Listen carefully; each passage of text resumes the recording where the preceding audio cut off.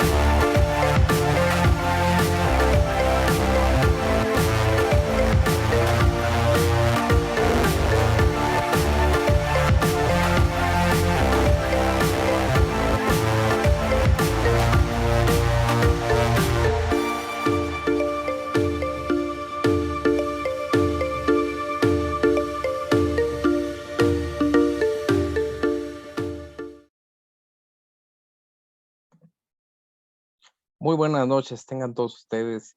Es un gusto para mí recibirlos nuevamente en este ciclo de conferencias en dermatología veterinaria. Esta es nuestra tercera sesión y última. Entonces, vamos a disfrutarla, vamos a aprender el día de hoy. Les recuerdo que por ahí en el chat va a aparecer un pequeño enlace que los va a llevar a una encuesta de satisfacción. En esta encuesta de satisfacción a nosotros nos ayuda para poder mejorar y ver sus opiniones sobre estos ciclos de conferencias. Son muy importantes sus comentarios para nosotros. Además, El hecho de que se registren les permite acceder a una próxima rifa que será la próxima semana para que estén muy atentos a través de su registro con el correo electrónico para que estén atentos en sus mensajes y por redes sociales. También, pues es para mí un gusto darle la bienvenida a la doctora Penélope Jurado Díaz el día de hoy con esta conferencia. Ella es egresada de la Universidad Autónoma Agraria Antonio Narro, Unidad Laguna. Realizó prácticas profesionales en el Hospital Sierra Madre en Monterrey.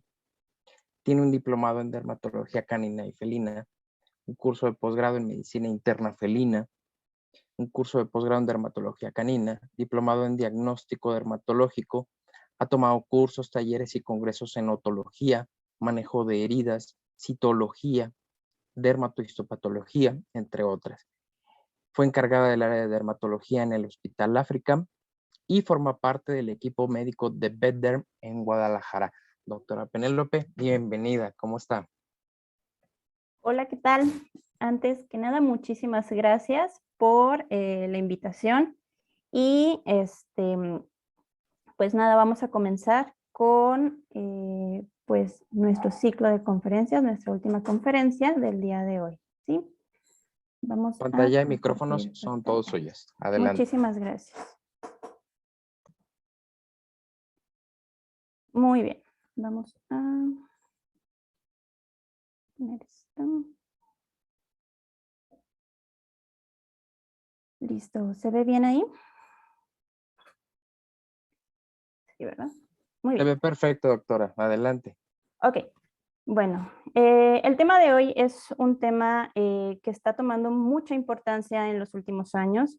El manejo avanzado de heridas ha llegado a enseñarnos muchas cosas que en el pasado estábamos haciendo de una forma sin conocimientos, sin bases científicas, y hoy vamos a aprender lo mínimo indispensable para iniciar con nuestro manejo adecuado de heridas. Los objetivos de esta charla más que nada son qué debo saber, lo mínimo que nosotros debemos de saber si queremos iniciar con este manejo de heridas, qué debemos de tener en la clínica para empezar a recibir pacientes y empezarlos a tratar de forma adecuada, cómo lo vamos a hacer, y también al final les vamos a mostrar lo que nosotros hacemos en la clínica diaria aquí en dermatología. Muy bien, y empezamos con qué debo saber, ¿sí? Para empezar, ¿qué es una herida? Son lesiones físicas en el cuerpo que causan un daño en la estructura de la piel y otros órganos. Hay heridas que son muy profundas, que no solamente implican el tejido cutáneo, sino que ya se van más profundo. Estamos hablando de músculo, incluso entrando a cavidad. Hay muchas formas de clasificar las heridas. Aquí tenemos una de ellas. Para poner nombre y apellido a la herida, por ejemplo, están forma y estructura de la herida, si son agudas o crónicas, si son heridas abiertas o cerradas, y también según su tipo de cómo se realizó la herida o según su causa. Y a lo que queremos llegar con todo esto es a que las heridas cicatricen, a que puedan cerrar, ¿sí? Hay que tener en cuenta que la cicatrización es un proceso y hay que entenderlo como tal. Consta de muchas fases que se superponen unas con otras. No significa que vayan una por una, siempre hay una mezcla de estos componentes y vamos a empezar a hablar de el proceso de cicatrización, ¿sí? Hay que tenerlo siempre muy claro para nosotros cuando estemos tratando una herida o veamos una herida, tengamos muy presente en qué fase está y qué es lo que implica, ¿sí? Iniciamos con la fase inflamatoria. La fase inflamatoria es vital. Esto nos va a marcar mucho, mucho de lo que vamos a trabajar después con ella. No debe de durar más de 72 horas o de 3 días. Y hay que tener siempre en cuenta que si esta fase se prolonga es porque tenemos déficits en la cicatrización, infecciones o algo está mal por ahí, ¿sí? Y tenemos que tomar mucha, mucha atención con esto. La primera fase iniciamos con la hemostasia. Tenemos una lesión y ¿qué es lo que va a suceder? Que va a haber fuga de líquido al espacio extravascular. Se va también a obstruir los tejidos linfáticos, va a haber mucha sangre y van a empezar los signos cardinales de la inflamación. Vamos a empezar con enrojecimiento, hinchazón, calor. Se van a empezar a segregar muchas de las sustancias como catecolamina, serotonina, histamina, que en un inicio van a hacer vasoconstricción. ¿Para qué? Es una primera respuesta del organismo para que deje de sangrar, sí, pero después vamos a empezar con la vasodilatación. La vasodilatación consiste en la migración de las células, tanto de defensa, hacia el sitio extravascular de la lesión, hacia el lecho de la herida. Van a haber muchos factores que van a ayudar a hacer hemostasia. Lo que queremos conseguir en esta fase es que se haga un tapón de fibrina que nos va a ayudar como una primera barrera y una matriz extracelular y también para empezar a formar factores de crecimiento. Y este coágulo también nos va a servir como barrera para que las bacterias o los microorganismos no puedan entrar a la herida y puedan infectar. Después seguimos con la formación de la matriz extracelular. Esta matriz es provisional, se va a ir modificando conforme vayan pasando las etapas. Las plaquetas tienen muchos factores de crecimiento, y las plaquetas también ayudan a la quimioatracción tanto de neutrófilos, que son los primeros en llegar al sitio de la lesión en cuestión de minutos, y después de los monocitos y los linfocitos. Integrinas y neutrófilos modifican la matriz extracelular haciendo un debride. ¿Qué quiere decir? Que empiezan a fagocitar tanto células dañadas como también microorganismos y empiezan a crear factores de crecimiento. También los macrófagos sufren un cambio, los monocitos sufren un cambio, se vuelven macrófagos. Y también su papel es muy importante y es vital. Empiezan a hacer la fagocitosis, pero aparte son factores de crecimiento. Entonces, todo esto que hacen los monocitos, los macrófagos y los neutrófilos es para limpiar el lecho de la herida, empezar a limpiar la herida y para preparar la matriz para que se haga el tejido de degranulación. Iniciamos con la fase de reparación. Esta fase ocurre cuando las células inflamatorias han bajado. Como les comenté anteriormente, si la fase inflamatoria todavía sigue, nosotros no vamos a poder tener como un proceso limpio y en forma, ¿sí? Entonces, fase de reparación o de proliferación. ¿Qué es lo que prolifera? Empiezan a proliferar fibroblastos, células endoteliales y queratinocitos. Empiezan a formarse los tejidos de granulación, empieza a hacer la reepitelización y la contracción de la herida. También en esta fase empieza a haber angiogénesis por parte de las células endoteliales y también empieza a haber la fibroplastia, que es el refuerzo del tejido dérmico. La matriz extracelular provisional empieza a hacerse tejido de granulación de 3 a 5 días, si es que todo va bien. Empieza a haber migración de fibroblastos y de células endoteliales a la matriz extracelular y esto hace también que se genere la angiogénesis y la fibroplastía. La fibroplastía es un acúmulo de fibroblastos, empiezan a segregar colágeno, elastina y proteoglicanos, y empiezan también a hacer miofibroblastos, que eso es lo que le da como un aspecto a las cicatrices, como si estuvieran muy engrosaditas, ¿sí? La angiogénesis quiere decir que forman nuevos capilares. No sé si han notado que el tejido de granulación tiene una apariencia como muy carnosa y muy roja, que al momento de que nosotros tratamos de limpiarlo o de hacer algún manejo, empieza a sangrar. Esto es por la cantidad tan exagerada de vasos sanguíneos que hay. y empieza la reepitelización, que es la migración de los queratinocitos adyacentes. Los queratinocitos empiezan a migrar tanto de queratina de los folículos pilosos como de uñas o de ciertas partes, dependiendo de dónde esté la herida. Aquí hay un tema importante, dependiendo del grosor de nuestra herida, va a ser el cierre que va a tener. Ajá. Por ejemplo, heridas de espesores muy parciales, va a ser mucho más fácil su cierre, y heridas de espesor total, estamos hablando que ya no tenemos, o sea, que va más allá de la piel, que invade otros tejidos, tejido adiposo, tejido de la fascia o de los músculos, van a cerrar casi siempre por segunda intención. Ajá. Porque tenemos que llenar el tejido con tejido de degranulación para que esto pueda suceder. Y empezamos también con la repitelización. Empiezan a migrar los queratinocitos adyacentes, como ya les comenté, y empiezan a cambiar de forma. Ajá. Recuerden que esto es un proceso, los queratinocitos empiezan a cambiar de forma y también se empieza a formar la membrana basal, que es de donde vamos a empezar con los estratos de la piel. Ajá. Y la contracción, los miofibroblastos, que fue lo que les comenté hace un momento, se alinean conforme las líneas de tensión de la piel, que es lo que recordamos de cirugía, ¿sí? Y terminamos con la fase de maduración o de remodelación celular. Empezamos con apoptosis de algunos tipos de células, como las células endoteliales.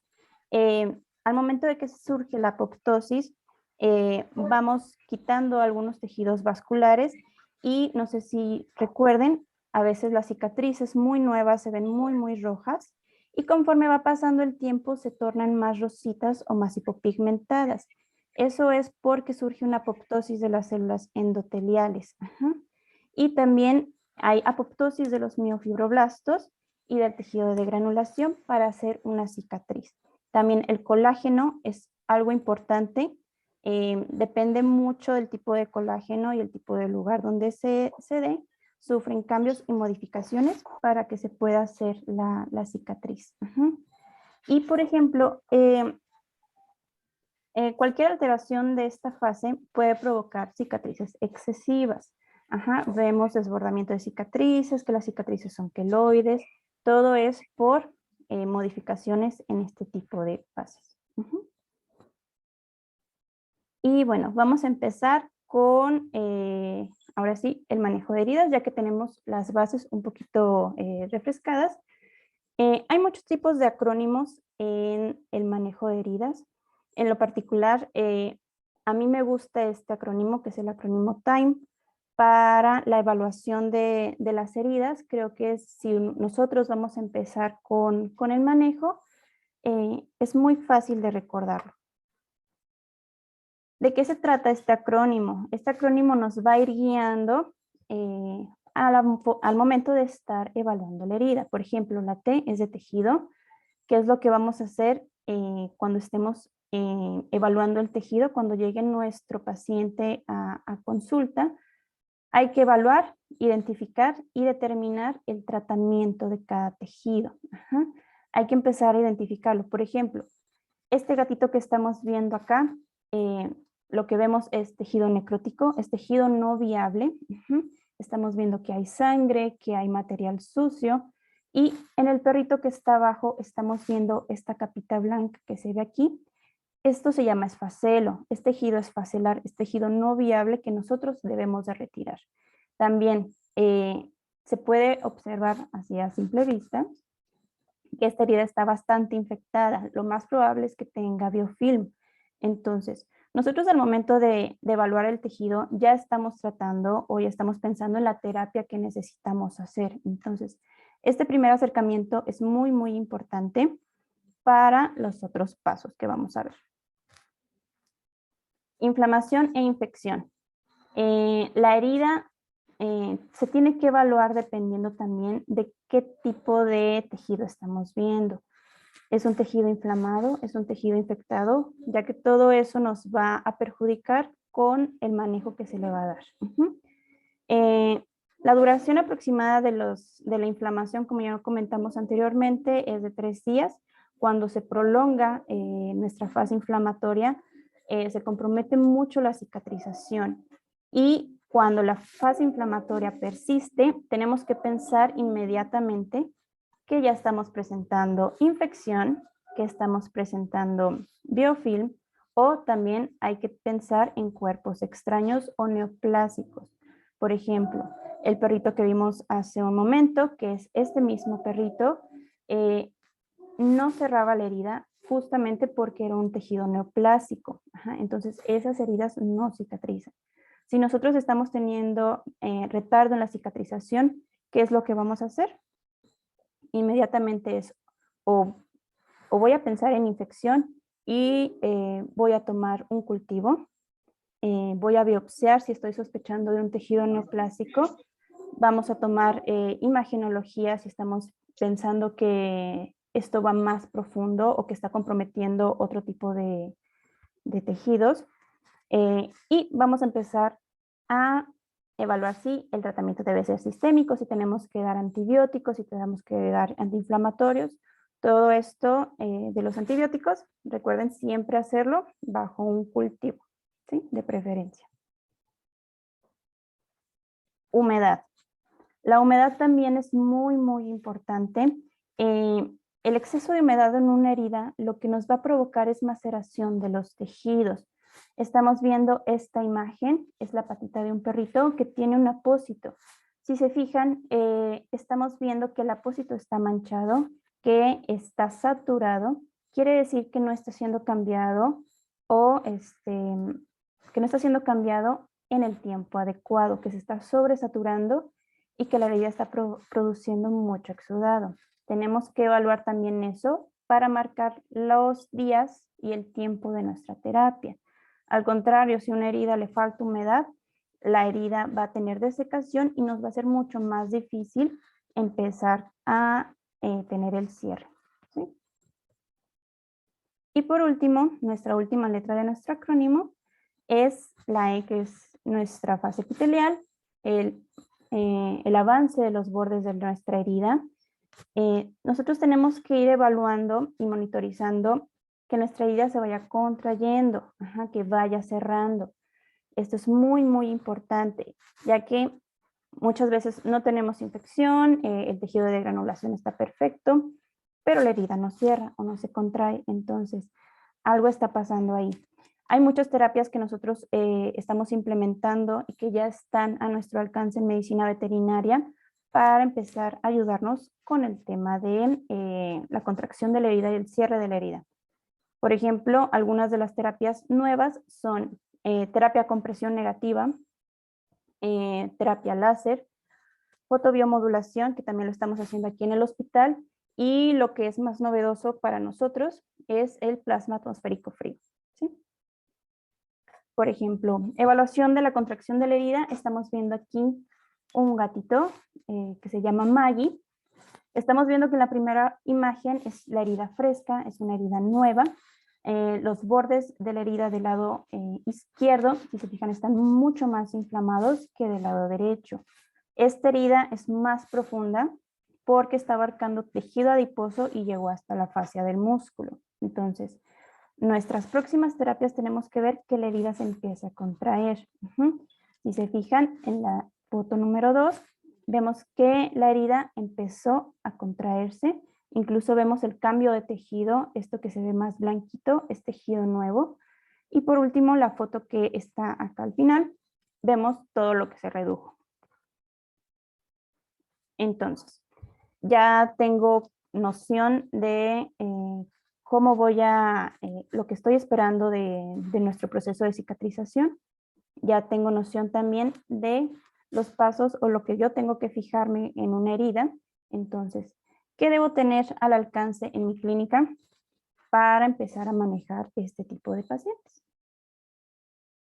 Y algo que tenemos que tomar en cuenta es, al inicio no vamos a tener todos los materiales o no vamos a tener toda la variedad o la gama de insumos que normalmente alguien que se dedica a esto tiene.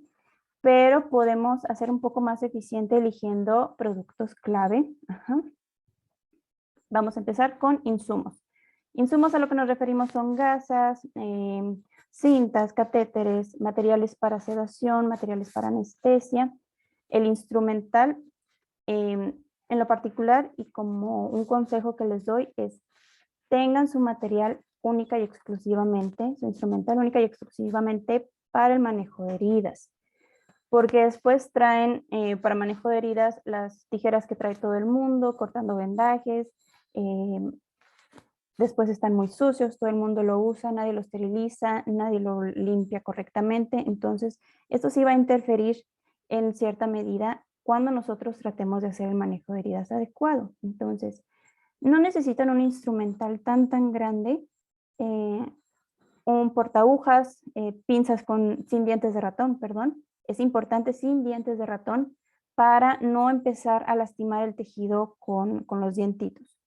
Les sugiero 2 tipos de tijeras, curvas y rectas, y también pinzas hemostáticas para cualquier cosa, ¿sí? Entonces, es muy poco el material que necesitan en cuanto a instrumental. Pueden tener hojas de bisturí para hacer los desbrides quirúrgicos, y yo les recomiendo que tengan 2.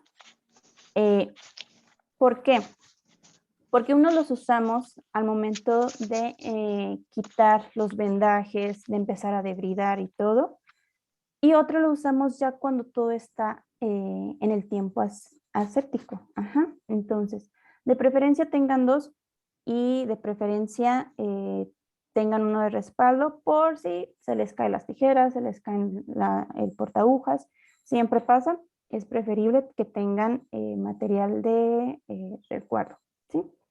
Hidrogeles. Los hidrogeles, el que ustedes gusten adquirir, les va a servir mucho para cuando nosotros estemos rasurando, cubrimos la herida con hidrogel y así no vamos a tener contaminación de pelo y que se forme un cuerpo extraño y después nos haga un poco más difícil el manejo o el cierre de la herida. Suturas.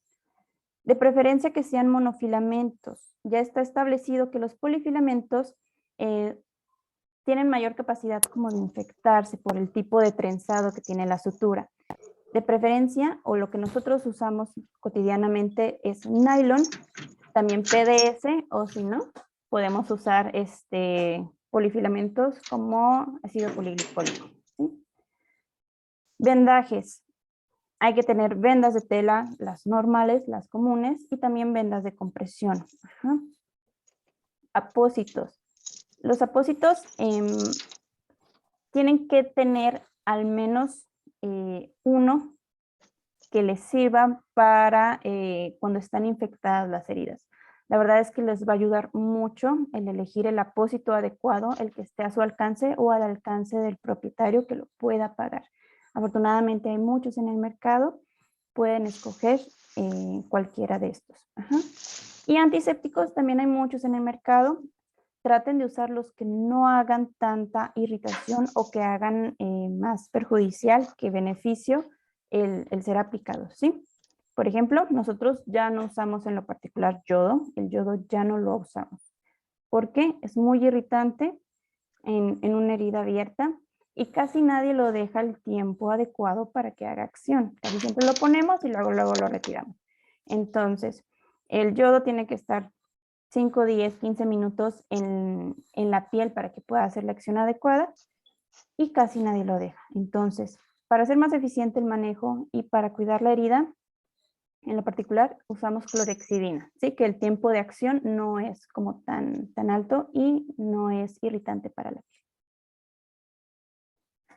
Y bueno, ya tenemos noción de qué vamos a hacer. Ya tenemos los materiales, ya tenemos al paciente. Entonces, ¿qué es lo que yo voy a hacer o cómo lo voy a hacer? Propietario. Y con esto me quiero tomar un poquito de tiempo en el punto número 1, que es no subestimar al propietario. Ajá.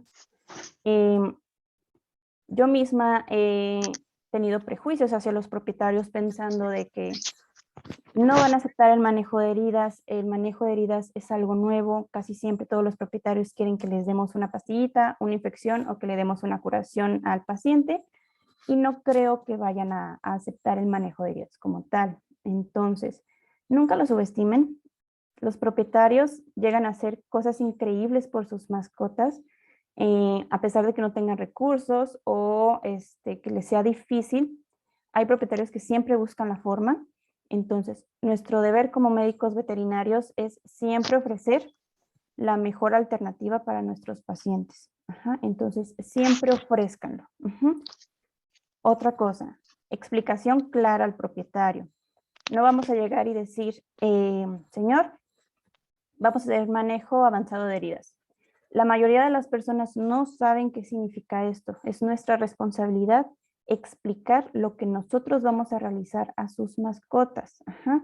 Hay que explicar, mire señor, esta herida está infectada, nosotros tenemos que retirar el tejido, vamos a anestesiar a su mascota, vamos a tomar un cultivo para esto y esto y esto, y lo va a estar trayendo tanto tiempo. Ajá. Tenemos que ser muy claros, incluso hagan dibujos de la herida, tomen fotos, tomen evidencias, para que los propietarios tengan la noción y el conocimiento de lo que se va a hacer y puedan aceptar más fácilmente. Ajá. Un propietario informado es más fácil que les diga que sí al momento de nosotros decirle que haga manejo de heridas. Evaluación de la herida es justo lo que les acabo de comentar. Vamos a evaluar la herida para tener cómo decirle al propietario lo que vamos a hacer. Ajá, vamos a usar el acrónimo TIE. Vamos a decir, ok, tiene un tejido esfacelar, señor, nosotros vamos a hacer esto. Vamos a hacer un desbride, mecánico, quirúrgico. Vamos a hacer esto y esto y esto, ¿sí? Con la herida que tiene. Y también tienen que decir costo-beneficio. No es un secreto que el manejo de heridas avanzado es un poco más costoso a simple vista que un manejo tradicional. Pero en la realidad es que no. La realidad es que el manejo avanzado de heridas hace más eficiente el cómo nosotros tratamos las heridas y cómo las heridas van a cerrar. Les pongo un ejemplo. Llega un perro que está mordido, entonces, ¿qué es lo que vamos a hacer? Estarle lavando todos los días con el perro que no se deja manejar porque le duele, un propietario que no lo va a hacer porque no le gusta ver a su mascota sufrir, o un propietario que no lo va a hacer porque su mascota no se deja, y les va a llegar después, una semana después, con la herida que no está infectada, con tejido esfacelar, con mucha pus. Entonces, todo eso se pudo haber evitado si nosotros hubiéramos pensado en generar un manejo avanzado de heridas. También los manejos avanzados de heridas, lo que también nosotros proponemos es que no va a ser algo doloroso para el paciente, va a estar sedado. El propietario no tiene por qué hacer nada más que cuidar el vendaje de la herida o al paciente. Nosotros vamos a empezar a espaciar las terapias, también eso es como más cómodo para el propietario, no tener que estarlo llevando todos los días, sino por ejemplo cada semana, cada 10 días. Entonces, a la larga es mucho más eficiente que nosotros propongamos un manejo de heridas que empezar a hacer que el propietario gaste, se estrese y después se cambie de veterinario porque no le está funcionando. Ajá. Otras cosas, hojas de consentimiento informado. La gente últimamente está un poco más recelosa con este tipo de cosas, entonces siempre tengan a la mano el consentimiento informado para cualquier cosa. Legalmente nosotros nos protegemos, entonces siempre hagan firmar consentimientos. Claro, ustedes tienen que explicarle de qué se trata y todo, para que no se sientan tampoco engañados. Ajá. Y algo importante, toma de evidencias. Recuerden que los propietarios únicamente van a ver a la mascota vendada. Ellos no van a ver la herida, cómo va su evolución. Entonces, es su obligación el tomar las fotos. Ajá. Y también les va a servir por lo siguiente. Este SMAX Si se fijan, la primera foto es de cómo yo lo entregué al propietario y la segunda es cómo me lo regresaron una semana después. Entonces, ¿qué les parece que el propietario les diga, doctora, Max no se está curando, su terapia no está funcionando? Entonces, la foto va a hablar por ustedes. Usted no está cuidando la herida, que es lo único que le toca en realidad de este manejo. Tienen que cuidar a sus pacientes, tienen que tener evidencias de cómo los entregan, cómo van avanzando las heridas y también para que el cliente se dé cuenta de algunos fallos o de algunas áreas de oportunidad que tenemos que mejorar con cada paciente. Instalaciones de asepsia. Esto también es bastante importante porque aquí puede haber fallo en la terapia de las heridas. Vamos a empezar con sanitización de las instalaciones. El que nosotros hagamos el manejo de heridas lo más asépticamente posible y que las instalaciones estén sucias, que no estemos sanitizando correctamente nuestro quirófano, nuestras mesas. Eso a la larga va a hacer que se infecten nuestras heridas, si no tenemos cuidado. Las tarjas, los quirófanos, las salas de preparación, los envases de antisépticos. Díganme cuántos de ustedes agarran el spray antiséptico, lo aplican con la mano toda sucia de haber agarrado el perro y ahí lo dejan y nosotros como manejo de heridas agarramos ese mismo bote sin limpiarlo. Entonces, todo eso yo sé que suena un poco exagerado, no lo es importante cuidar mucho el tema del biofilm, las infecciones también son muy, muy importantes y créanme que va a marcar muchísimo la diferencia. Lavado de manos. El que traigan guantes médicos no significa que no se tengan que lavar las manos. Tenemos que tener un correcto aseo y desinfección para nosotros proceder al manejo de heridas. Tener el material preparado también es muy, muy importante. Tenerlo a la mano, preparar todo nuestro quirófano o la sala en la que lo vamos a hacer para que después ya enguantados empecemos, se me olvidó el apósito, entonces me tengo que quitar los guantes, ir por el apósito, agarrar la caja sucia que no está estéril, volverme a poner los guantes, volverme a esterilizar. Entonces, tengan todo su kit preparado, también ahorran mucho tiempo de anestesia y les va a hacer la vida más fácil. Planeen todo y pongan todo a su disposición para que todo sea más fácil. Esterilización de material es muy, muy importante. Desde el lavado, cómo lo van a lavar, con qué sustancia lo van a lavar y con qué lo van a esterilizar. No se vale que lo traten de esterilizar con los liquiditos que lo ponen 2 segundos y creen que ya está esterilizado. Háganlo bien, lávenlo bien y pónganlo en la autoclave o en la cámara UV. Y técnicas adecuadas de embro, que también es muy, muy importante. Recuerden que la herida tiende mucho a contaminarse por la herida perilesional. Entonces, hagan rasurados extensos, dependiendo de su herida. Traten de usar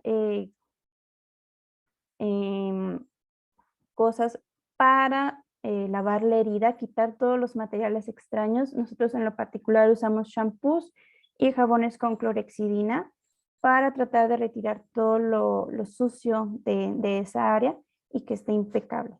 ¿Sí? Personal. Aquí es un tema un poquito difícil. ¿Por qué? Ya sea que nosotros seamos los dueños de la veterinaria o que nosotros trabajemos en una veterinaria y queramos implementar el manejo avanzado de heridas, a veces es un poco difícil el hacer que todos tengamos el mismo protocolo y la misma visión sobre cómo se trata una herida. Es importante homogeneizar los protocolos y también las tomas de decisiones. Por ejemplo, si yo estoy tratando de implementar el manejo avanzado de heridas, quiero que llegue un perro, tratarlo con pincitas, explicarle bien al propietario y todo. Y algún compañero mío dice, no, lávele con yodo. Ahí es algo que nos va a repercutir porque después ese perrito que fue tratado con yodo, por ejemplo, por decir algo, nos va a rebotar a nosotros. Entonces, Esas cosas se pueden evitar. Traten de hablar con su personal, traten de hablar con sus compañeros y traten de llegar a un acuerdo para que puedan homogenizar y tratar a los pacientes como se debe, ¿sí? Otra cosa que tenemos que tener en cuenta son destrezas quirúrgicas. El manejo de heridas es mucho de cirugía. No significa que vayamos a hacer cirugías todos los días, pero sí el aplicar suturas de aproximación, hacer puentes, todo eso necesita una destreza.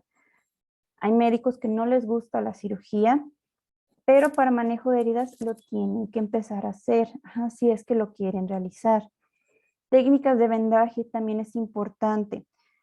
Hay sitios corporales que son muy, muy difíciles de vendar y aquí es donde entra nuestro conocimiento y nuestra imaginación para que ese miembro o esa parte corporal tenga su funcionalidad y que también al animal no le cueste trabajo su vida cotidiana, ¿sí? O que le vayamos a causar algún problema, por ejemplo, que se dematice un miembro u otra cosa. Atención al paciente también es muy, muy importante. Nosotros damos la opción de que si el dueño no puede estarlo vigilando, trayendo a las terapias, damos la opción de que se quede aquí en el hospital. También es un ingreso al hospital el que se queden en pensión, por así decirlo. El trato al paciente y la atención que nosotros tenemos que dar también va a marcar mucho la diferencia. No se trata de dejarlos arrumbados en una jaula donde no se puedan mover para que no se lastimen. Eso no se hace. Es tratarles de dar la comodidad que ellos necesitan, irlos a chequear de vez en cuando y darles todo el apoyo, comida que necesitan. Todo eso lo tienen que hacer y eso va a marcar muchísimo la diferencia para que sus pacientes puedan recuperarse pronto. Y otra cosa importantísima, no tomar como exageradas las técnicas y procedimientos de desinfección, ya lo mencioné hace rato. Es importante que si nosotros le decimos a alguien, no me contamines la clorexidina o no uses mis instrumentos quirúrgicos para quitar, no sé, para quitar unos puntos, esos son míos para el manejo de heridas, no lo tomen como exagerado. Todo tiene un porqué, ¿sí? Y ahora vamos a hablar de el paciente como tal. Esta es Maggie, es nuestra gatita que tenemos aquí en el hospital, es nuestra consentida. Para que Maggie pueda estar bien y pueda sanar correctamente y nuestros pacientes puedan sanar correctamente, hay que tener varias consideraciones. Primera, la etiología de los gatitos, cómo se comportan ellos normalmente. Tenemos que darles las herramientas para que ellos puedan desenvolverse como normalmente lo hacen en su vida cotidiana. Hay que reducir lo máximo que se pueda el estrés. Tenemos que quitar el dolor. Siempre hay que quitar el dolor. El dolor nos va a provocar que si, por ejemplo, tenemos una herida en un miembro, los animalitos van a empezar a morderse y eso nos va a retrasar nuestra terapia. Entonces, quiten el dolor, quiten el estrés. Nutrición también es muy, muy importante. Hay animalitos que no comen. Tenemos que empezar a brindar herramientas y nutrientes también muy específicos para que empiecen a cicatrizar correctamente, ácidos grasos omegas y todo esto, para que nos ayuden en nuestra terapia. Enfermedades concomitantes que puedan tener los pacientes. Y también en pacientes oncológicos hay que tener mucho en cuenta la calidad de vida. Hay ocasiones en las que no es humanitario, por así decirlo, que el paciente todavía esté con vida, si ya está sufriendo y nosotros como médicos no podemos hacer nada, hay que tomar decisiones algunas veces difíciles. Entonces siempre piensen en la calidad de vida de su paciente. Y recordar que es un individuo como tal y no es solo una herida. Ahí me ha tocado ver muchas veces que solamente nos enfocamos en ver la herida y se nos olvida que es todo un ser vivo y muchas veces ahí es donde cometemos el error, que no pensamos en el individuo como tal. Entonces, nunca se les olvide esto. Y factores que van a afectar la herida o el cierre de la herida.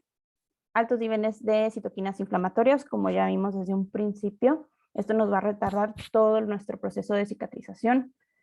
Bacterias y biofilm, ni se diga, es el coco de cada día de nosotros. Las bacterias están tomando un impresionante papel para fastidiarnos la vida.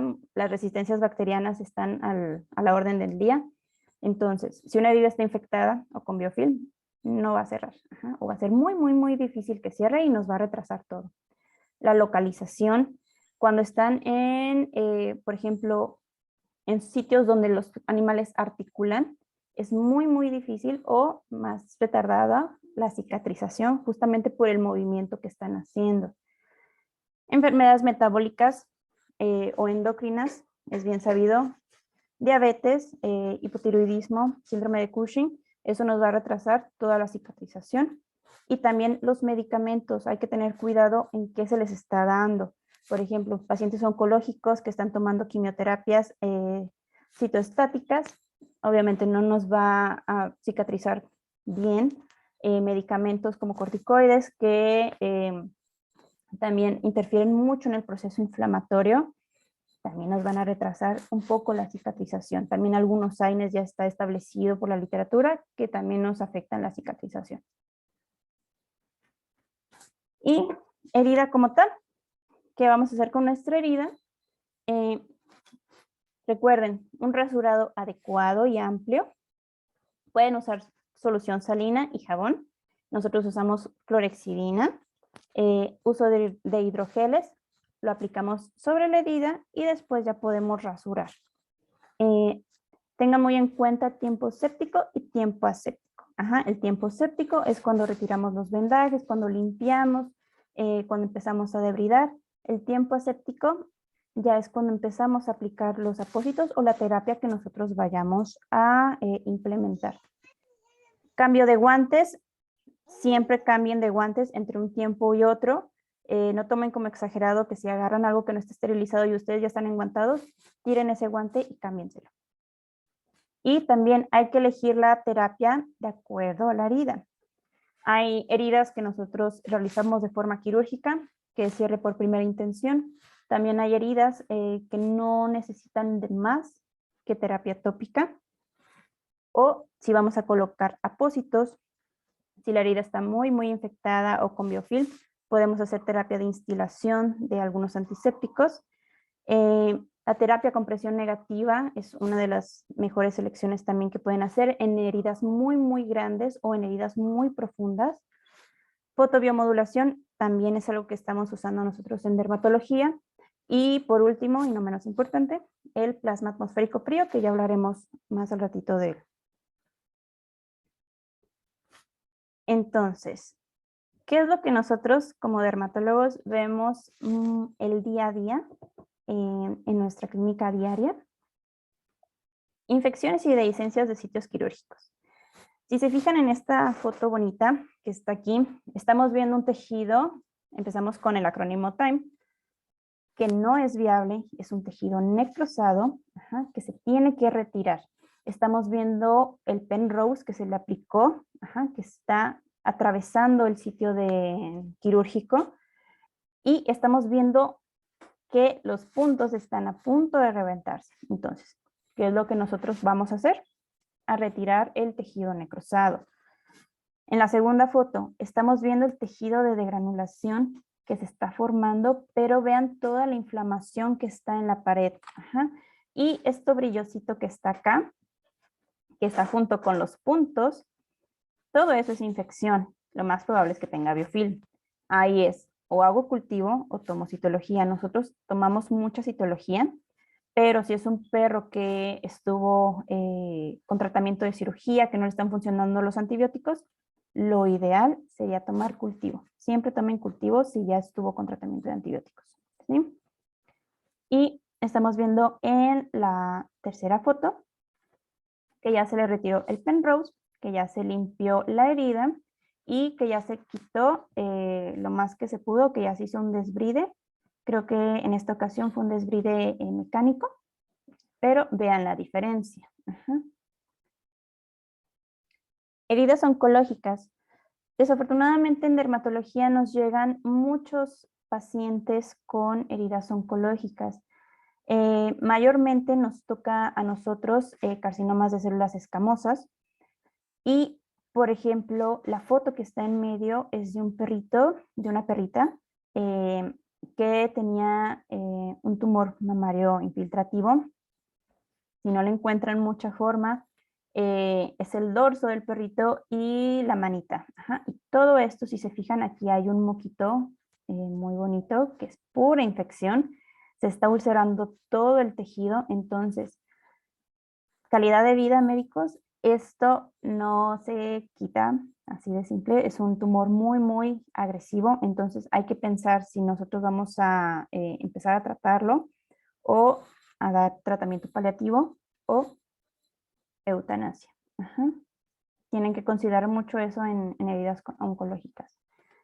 Y la tercera foto, estamos viendo también un carcinoma de células escamosas con tejido espacelar muy, muy infectado. Lo malo de este tumor es que estaba muy, muy profundo. Entonces, toma de decisiones, siempre ténganlo en cuenta, ¿sí?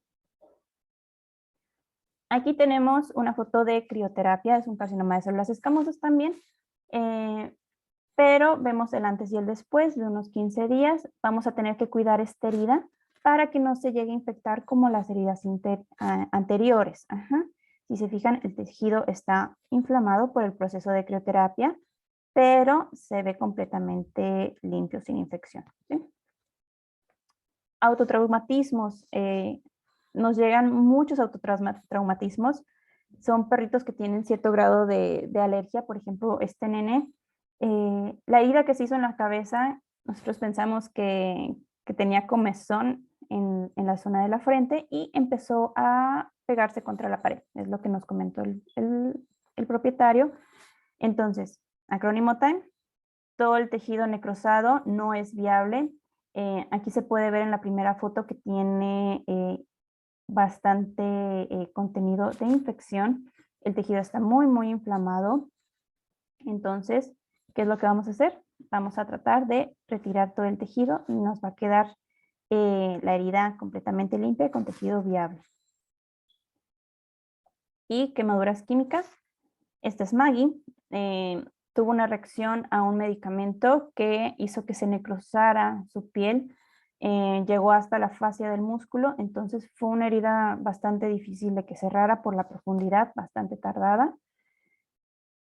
Aquí está también la foto de cómo se le aplicó uno de los apósitos, ¿sí? Y listo. Para cerrar esta conferencia, les queremos hablar un poquito de lo que nosotros estamos haciendo de innovación en la clínica de dermatología, que es el plasma atmosférico frío. Somos el primer hospital aquí en México que tiene esta tecnología y la verdad es que nos ha ayudado muchísimo en el tema de la cicatrización de las heridas. ¿Qué es el plasma atmosférico frío? No es el plasma sanguíneo, ajá, hay que tener mucho, mucho en cuenta eso. Es un gas ionizado, ajá, es el cuarto estado de la materia, el plasma. Entonces, este gas es menor, tiene una temperatura menor a 40 grados, entonces es bastante tolerable. Aunque nosotros vemos que sale una flamita, no quema, no es un láser, ajá, es un gas ionizado. Lo bonito de esta terapia es que no tiene efectos secundarios. Ajá, se han hecho muchos estudios en humanos y lo que va de dermatología, la verdad es que no se ha reportado ningún efecto secundario ni ninguna reacción adversa al uso del plasma atmosférico. Es efectivo contra bacterias y contra biofilm y no se ha reportado que vaya a generar resistencia por el tipo de mecanismo de acción que tiene. Entonces también es un punto a favor para esta terapia. Y lo que hace es la modificación de los redox, tanto celulares como de bacterias. Al momento de que ellos transfieren especies reactivas de oxígeno y nitrógeno, es como hacen su acción, ¿sí? Entonces, ese es el equipo que tenemos aquí en el hospital. Tiene su efecto junto con el gas argón, es el gas que nosotros usamos. Y como ya les comenté hace un momento, el principal componente biológicamente activo del plasma son las variedades de especies reactivas de oxígeno y nitrógeno. Ajá. Cada una de ellas va a actuar de forma diferente dependiendo de la célula, pero van a actuar como moléculas de señalización mediante estrés oxidativo. También en las bacterias tienen su forma de acción para poder retirarlas. Ajá. Este es un esquema de todo lo que hace lo que está reportado el plasma. Nos ayuda mucho con la hemostasia. También empieza a ser promotor de queratinocitos, empieza también a hacer quimioatracción de células blancas. Entonces, es todo un conjunto de cosas que hacen, no nada más en específico una. Y vemos que en la cicatrización estimula la matriz extracelular, es promotor de queratinocitos y fibroblastos, también induce la expresión del colágeno tipo 1, promueve la angiogénesis y también el reclutamiento de células linfoides al lecho de la herida. Todo eso es lo que nosotros sabemos que hace para la cicatrización. Y para el tema antibacteriano, tiene mucho que ver con la oxidación y la destrucción de la membrana bacteriana y también con la destrucción del DNA bacteriano. Ajá. Y también está reportado que es efectivo contra el biofilm, que es como nuestro coco acá en dermatología también. Estas son unas imágenes del caso también de Maggie. A Maggie hubo un problema con ella, se estancó la herida en la fase de repitelización, no se contraía la herida. Entonces, como les comentaba hace un momento, hay muchas alternativas que podemos usar para empezar a que esto empiece a cicatrizar de forma correcta. Si se fijan, la herida tiene los bordes limpios, está el tejido de granulación perfecto, pero no se contraía la herida. Entonces empezamos a usar plasma. Cada foto tiene una semana de diferencia y si se fijan, es notable cómo se desinflamó, se contrajo la herida y también está saliendo pelo. Entonces, eso también es un punto positivo para esta terapia. Los usos que están reportados hasta el momento, tanto en medicina humana como en medicina veterinaria, es el tema de la cicatrización. Heridas crónicas también nos sirven mucho. Infecciones del sitio quirúrgico. Úlceras por presión también es un tema de todos los días.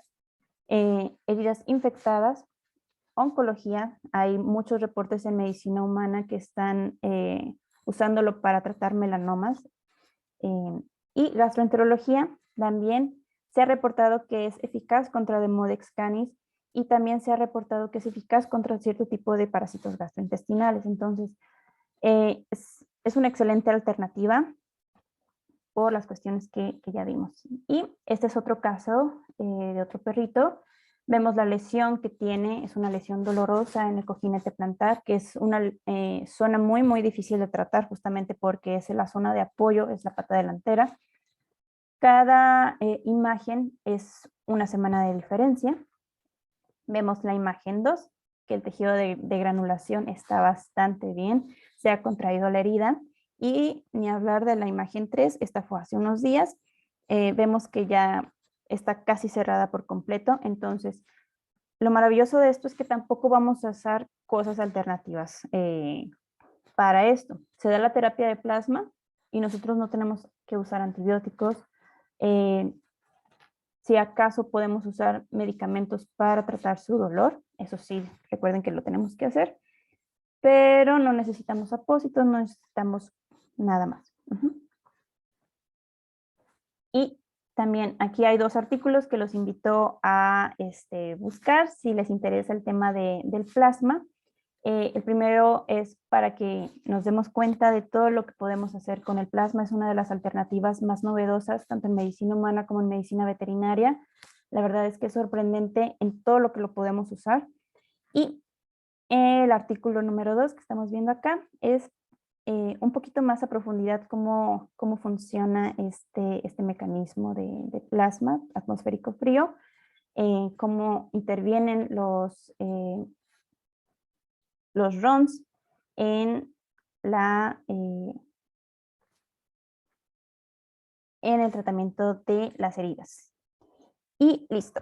Por mi parte es todo. El equipo de VetDerm estamos muy agradecidos por habernos invitado a este ciclo de conferencias y esperamos que les haya servido mucho lo que hacemos en nuestra clínica diaria, y si tienen preguntas estamos aquí a la orden. Muchas gracias, doctora. Antes de comenzar con la sesión de preguntas y respuestas, les recuerdo acceder al enlace que les voy a dejar en el chat para que puedan llenar una encuesta de satisfacción que a nosotros nos permite encontrar áreas de oportunidad para mejorar estas sesiones y estos ciclos de conferencias. Doctora Penny, muchas gracias. Es tu padrísima plática. La verdad es que con cosas muy novedosas. Creo que la tecnología nos viene a aportar mucho a la medicina veterinaria nuevamente. Pues comenzando con las preguntas y respuestas. Dice la primera: buenas noches. ¿Qué influye el crecimiento del pelo nuevamente? La doctora se explica, dice, hay heridas en las que vuelve a crecer el pelo y en otras no.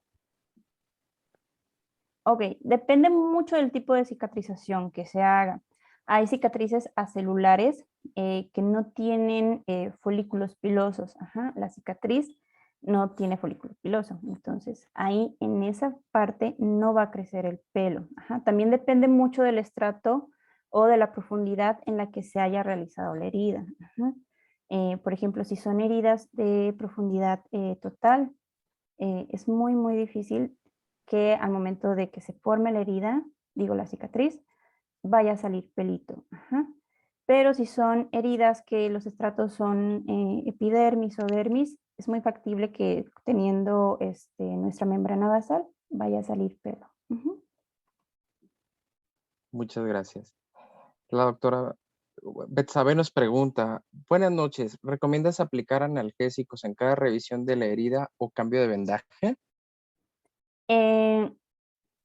Sí. Normalmente nosotros mandamos analgésicos durante todas las terapias, pero al momento de que nosotros vamos a hacer el manejo de la herida, recuerden que siempre lo vamos a hacer dependiendo de cuál sea, pero si es cambio de apósito, cambio de vendaje, de preferencia bajo sedación, la sedación que ustedes elijan dependiendo del tipo de paciente que tengan, y también a consideración de ustedes el tipo de analgésico. Pero siempre tenemos que tener en cuenta que es una herida que duele, ajá, y que el quitar el dolor nos va a ayudar mucho a que el paciente no se esté quitando los vendajes o no esté sufriendo también. Ajá. Entonces, traten de quitar el dolor sí o sí siempre. Muchas gracias.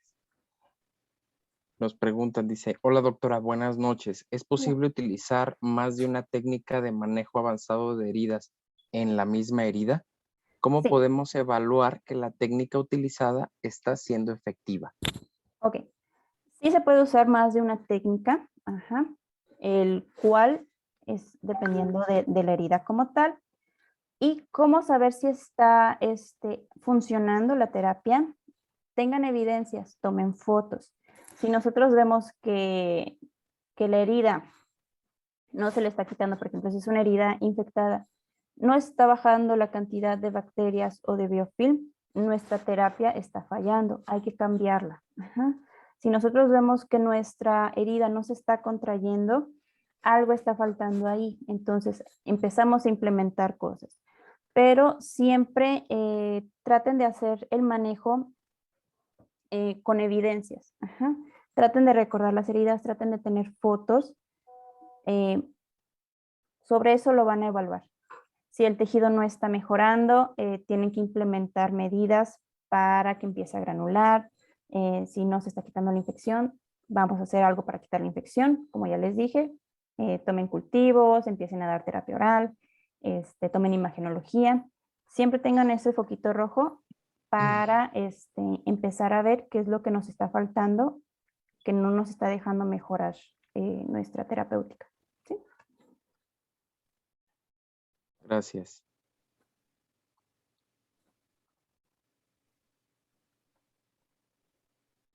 Una pregunta que nos dice la doctora Laura. Dice una pregunta, ¿cómo son los hidrogeles? ¿Cómo son los hidrogeles? ¿En cuanto a qué? Solamente así nos puso en la pregunta. Pero igual, conforme la marcha, igual puede ser que salga la respuesta, no sé. Ok.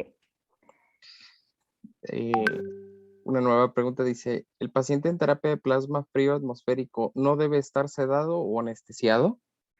No, y es como que algo que nos ha llegado mucho a salvar. No es una terapia que genere dolor. Afortunadamente es muy, muy soportable para los pacientes, entonces se puede dar completamente despierto.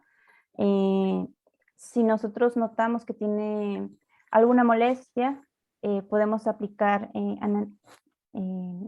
anestésico local, pero la verdad es que en todos los pacientes que hemos visto, no hemos anestesiado, no hemos tenido la necesidad de anestesiar a nadie. A lo mucho, un poquito de anestésico local. Muchas gracias. Dice, con el uso de plasma atmosférico, ¿se elimina el uso de apósitos o antibióticos? Creo que sí lo mencionó. Sí. Por ejemplo, depende de en qué etapa esté tu herida. Por ejemplo, el caso de Maggie, que es la gatita que les estuve mostrando, ella está con terapia de plasma atmosférico frío. Y lo único que estamos poniendo es un apósito para tratar de hacer una barrera con el vendaje por la posición en la que está la herida. Pero en realidad no es tanto porque necesite el apósito. Pero si vemos que una herida está muy, muy infectada, que tiene biofilm, podemos, claro que sí, usar al momento de poner apósitos, o si es nuestra terapia de elección, dar una pasada con plasma atmosférico frío y después poner nuestro apósito contra bacterias. No se pelean el uno con la otra. Son terapias complementarias que se ayudan. Gracias. El doctor Miguel te manda a felicitar, a agradecer por la charla. Dice buenas noches, gracias por la charla. Gracias. ¿Cómo preparan el suero? ¿Cuál suero? Solamente dice así la pregunta, ¿eh?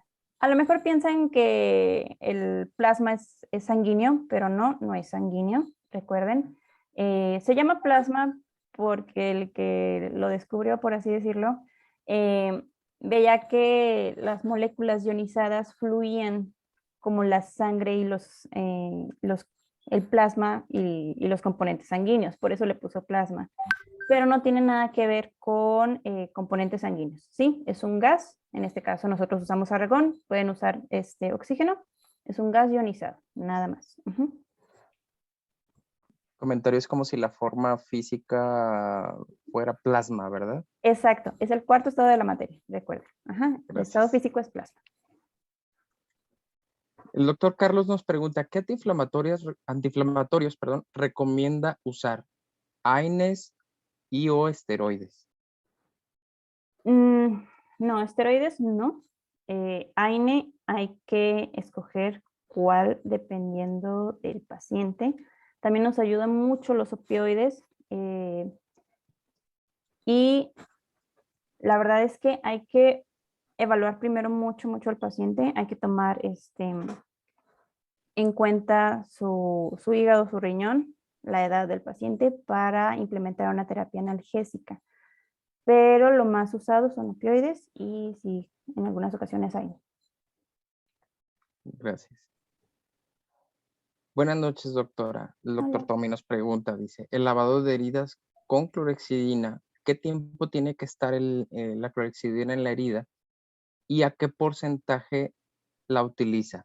Gracias. La utilizamos no más de 4, de 2 a 4. Y Normalmente la clorexidina no tiene que estar mucho tiempo como para hacer acción. Es cuestión de segundos, 30 segundos, 1 minuto. Pero normalmente al momento de hacer el lavado nos vamos a tardar más. Ajá. Lo ideal y lo que nosotros hacemos es aplicar, por ejemplo, el shampoo de clorexidina, lo aplicamos, quitamos todos los restos, todos los materiales y toda la suciedad de la piel y después volvemos a dar otro lavado para ahora sí, del centro hacia la periferia, empezar a lavar. Ajá. Pero es muy rápida la acción de la clorexidina, es cuestión de segundos. Gracias. El doctor Rogelio nos comenta, dice, buenas noches, muchas gracias por tan excelente conferencia. Gracias. Las preguntas que nos dice son, ¿qué antisépticos e hidrogeles utilizan? Ujú. Y la segunda pregunta dice, ¿la terapia de plasma puede eliminar la coagulasa de Streptococcus aureus? Usamos hidrogeles que son productos de superoxidación. Hay de 2 tipos en el mercado de veterinaria. Y dependiendo de cómo esté la herida y lo que quieras hacer, vas a elegir el antiséptico que tienes. Hay muchos tipos de antiséptico. Por ejemplo, si es una herida que tiene biofilm, que tiene mucho contenido bacteriano, la polihexanida podemos utilizarla.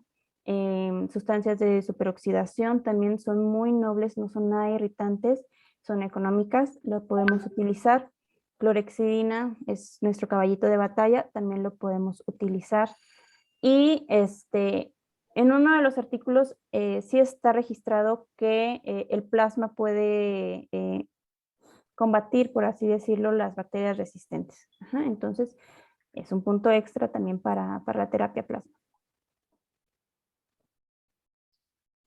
Muchas gracias.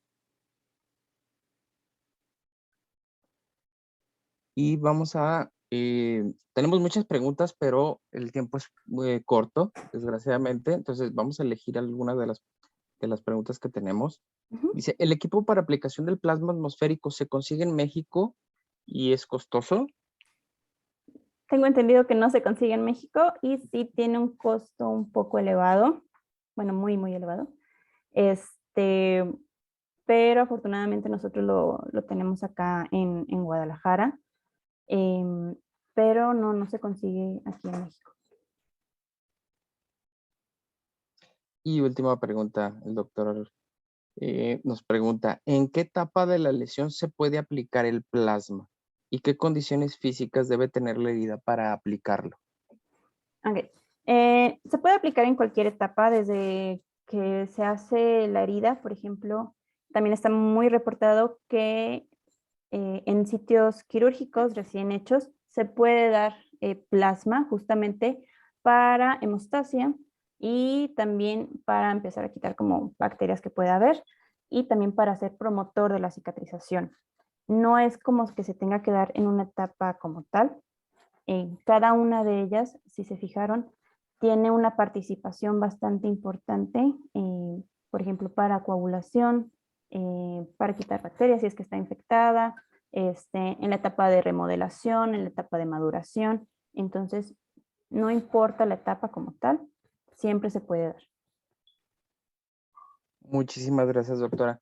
Pues le vamos a hacer llegar las otras preguntas que recibimos ahí a través de WhatsApp o de alguna vía de mensajería para que ya eventualmente pueda compartirnos la respuesta.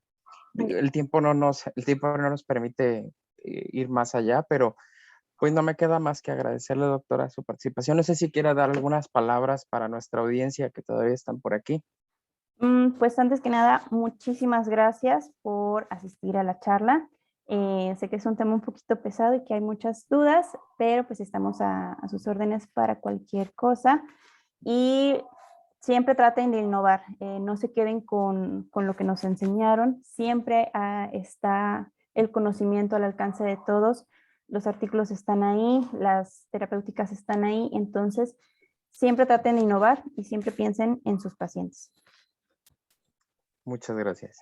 Pues no me queda más que agradecer a todos nuestros asistentes. Les recuerdo de visitar el chat de esta sesión para que puedan acceder a la encuesta de satisfacción. Igualmente comentarles que a través de esa encuesta de satisfacción vamos a hacer, con los datos que nos proporciones, vamos a hacer una pequeña rifa de un libro la siguiente semana. Estén pendientes de su correo, de sus mensajes de correo electrónico y a través de redes sociales para los anuncios. Igualmente los invito a seguir las redes sociales de Difarbet en Facebook y por lógicamente también a BetDerm para que en caso de que tengan alguna inquietud con la cuestión dermatológica, pues los médicos puedan apoyarles con la información que necesiten.